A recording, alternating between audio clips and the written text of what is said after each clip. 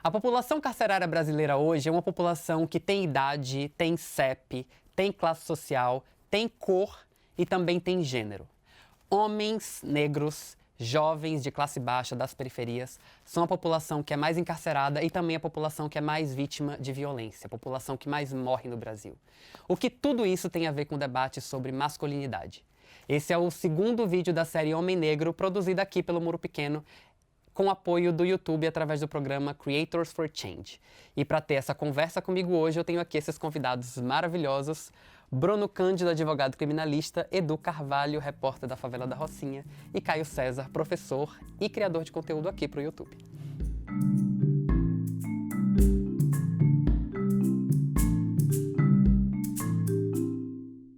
Queridos, muito bom ter vocês aqui. Já agradeço pela disponibilidade de colaborar com essa conversa. E vamos começar falando um pouquinho sobre essa discussão sobre o encarceramento, sobre a criminalização da população negra. Como que é a realidade da população negra hoje em relação ao crime, em relação à justiça? A gente tem um sistema que é seletivo. Vocês podem falar um pouquinho mais sobre isso?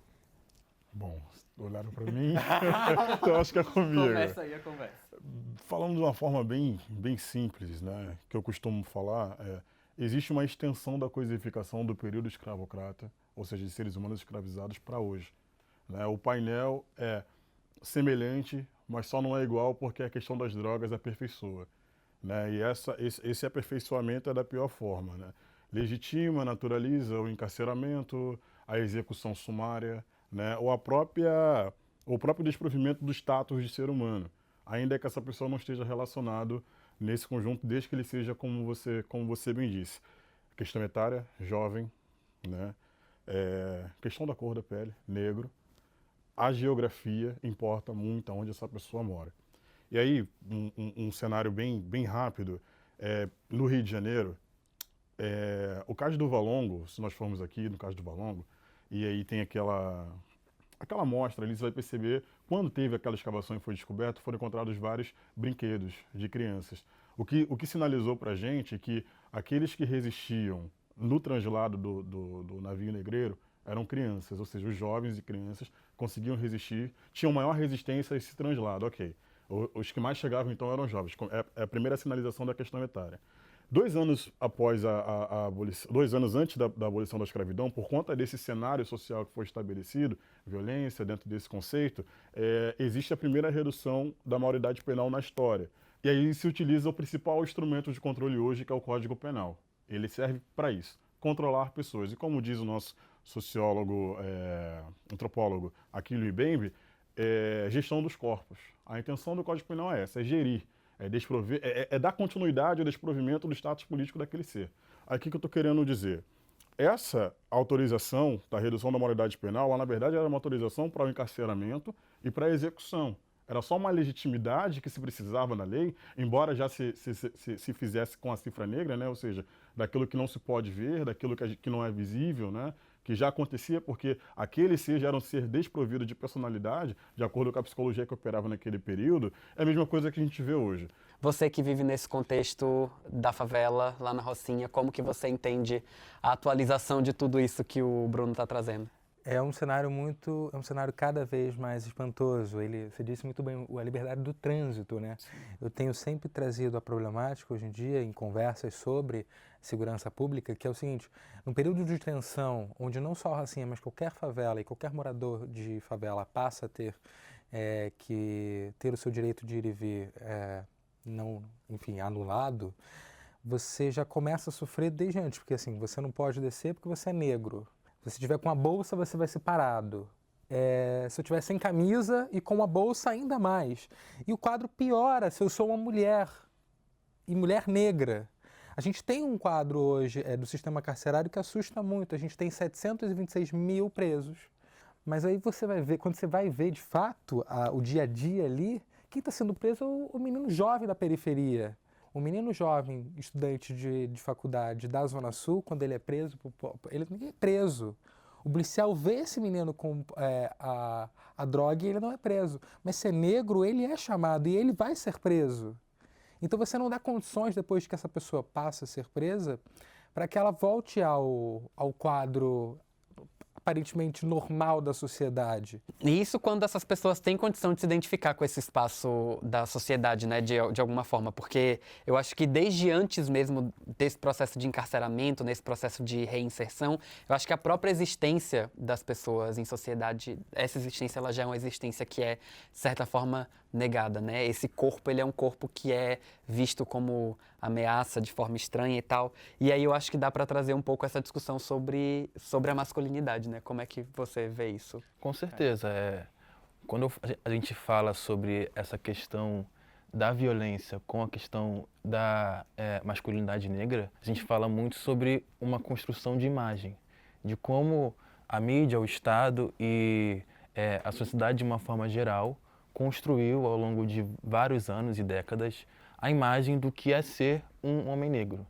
Quando a gente fala sobre a nossa masculinidade, a gente repensa as formas como a gente age, mas também as formas como as pessoas nos enxergam. E nos enxergam como pessoas violentas. E sempre que eu levo isso para as pessoas é interessante porque, num senso comum, as pessoas falam que bandido não tem cara, qualquer pessoa pode ser bandido, isso não tem nada a ver. Mas no nosso imaginário, na nossa construção, até mesmo da nossa cabeça, a gente reage de maneiras completamente diferentes quando vê uma pessoa branca e quando vê uma pessoa negra. Dentro disso que o Caio estava falando, existe essa questão da construção da visibilidade negativa, né? A gente já dialoga um tempo no movimento para dizer que há uma necessidade da construção de uma visibilidade positiva. O negro já tem toda uma história negativada, que é a sua identidade, seu desprovimento de um status quanto pessoa, negativada. As drogas vêm e piora isso, de uma maneira terrível, que coloca a gente numa guerra civil, de policiais negros contra bandidos negros, que se dizem bandidos negros, né? Traficantes negros, pequenos mercadores de drogas negros, né? E aí a gente vem nesse cenário de demonização, de criminalização, de execução, de encarceramento. Tem um caso que eu acho bastante significativo de uma pesquisa que saiu nos Estados Unidos, comparando o tamanho das penas que eram atribuídas a condenados negros e condenados brancos e condenados negros homens e condenadas negras mulheres. E se tinha uma percepção bastante clara de como as penas atribuídas a condenados negros eram sempre maiores e no caso de mulheres negras eram atribuídas penas menores por entenderem que essas mulheres não eram chefes do crime, porque elas eram apenas companheiras dos criminosos de fato, né? E aí tem como que essa realidade, né, da seletividade do sistema penal, isso está informado também por um certo estereótipo a respeito do que significa ser homem, do que significa ser mulher, né? Quer dizer, as mulheres têm penas por menos tempo, mas é por um entendimento de que essas mulheres não têm autonomia, sabe? Nem para serem criminosas, sabe? Então essa leitura acho que informa bastante coisa pra gente quando a gente pensa sobre esse lugar que o homem negro ocupa, porque essa imagem que é atribuída ao homem negro, essa construção desse homem negro como esse sujeito extremamente violento, né, desumanizado, animalizado, eu acho que isso faz muita diferença quando as pessoas estão dentro do ônibus e entra uma pessoa negra, elas seguram a bolsa com mais força porque elas acham que esse cara vai assaltar. Eu acho que isso, para mim, tem pistas interessantíssimas e bastante preocupantes do quanto esse debate sobre encarceramento, sobre criminalização, sobre desumanização da população negra e particularmente dos homens negros, né?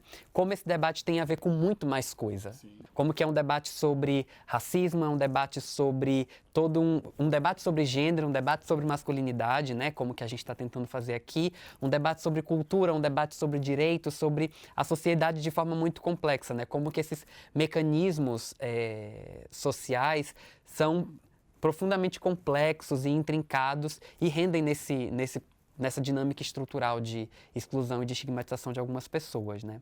Como vocês enxergam a importância da gente discutir, da gente falar sobre esse assunto, da gente se articular em relação a isso para conseguir pensar alternativas, né? Que elementos que vocês acham que a gente pode trazer para essa conversa para conseguir avançar um pouco mais nesse debate? Bom, o interessante, como eu falei, é entender que existe uma masculinidade hegemônica do homem branco e existe a nossa. E a nossa é muito mais complexa porque envolve muitas coisas. A masculinidade do homem branco foi criada pelo próprio homem branco. A nossa masculinidade enquanto homens negros foi criada pelos outros. Então, quando a gente fala de debater esse assunto, a gente fala muito sobre mudar os nossos próprios comportamentos, obviamente, mas também sobre questionar a forma que as pessoas criaram para nós. É interessante porque há poucos dias atrás eu vi na internet um case sobre os novos homens do Brasil, mostrando os novos homens que debatem masculinidade. E todos os homens que foram colocados ali como novos homens são homens brancos. E aí parece que só os homens brancos que estão debatendo masculinidade, enquanto os homens negros estão muito confortáveis nas suas posições de violentos, abusadores e etc. E não estão nem aí para isso. Quando, na real, a gente tem uma infinidade de homens negros héteros, homens negros gays, homens negros trans, debatendo novas formas de ser homem negro, se colocando, ensinando, mudando, pensando, enfim. Acho que o caminho é basicamente esse, mas a gente precisa realmente ter espaço para isso. Quase tudo que você falou, sacanagem, sabe? A gente assina embaixo. Pode acabar o programa, gente. Mas eu acho que, assim, endossando cada vez mais e aumentando, assim, tem constituir mesmo essa figura de que a gente pode estar debatendo isso e a gente tem que debater isso, é trazer todos esses assuntos para o centro do debate, é entender que isso é necessário.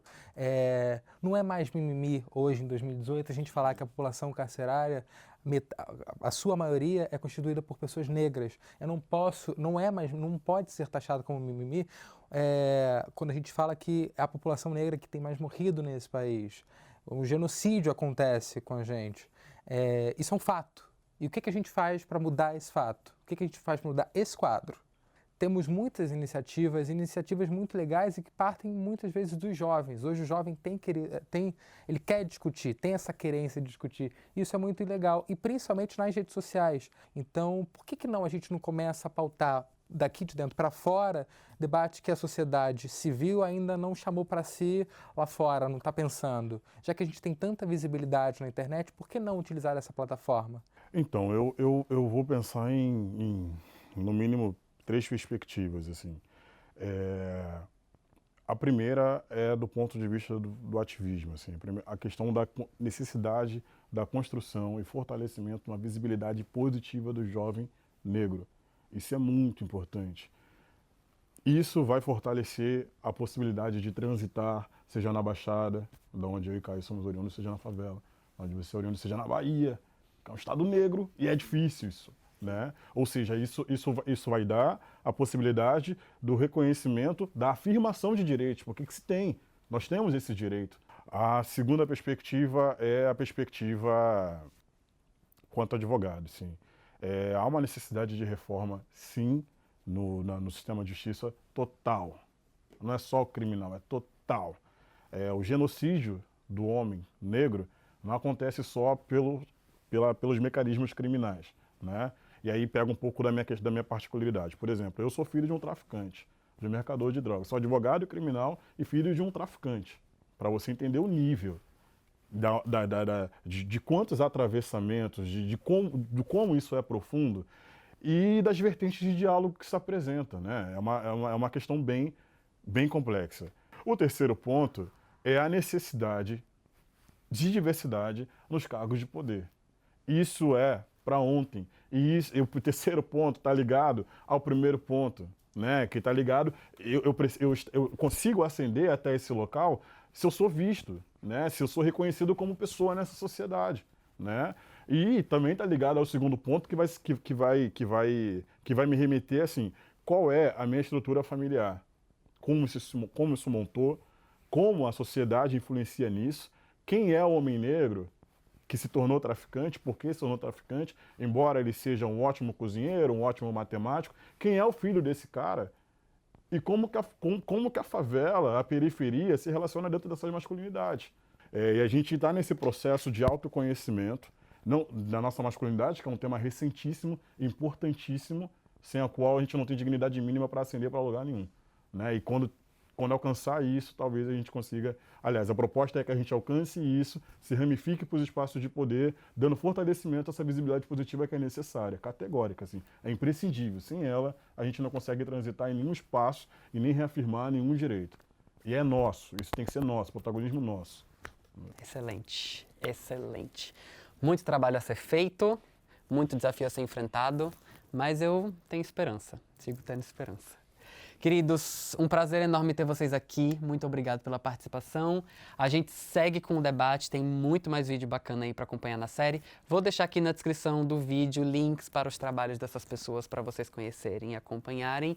E é isso, seguimos aqui com a série Homem Negro, um projeto aqui do Muro Pequeno com apoio do YouTube através do programa Creators for Change. Um abraço para vocês, até o próximo vídeo. Tchau, tchau.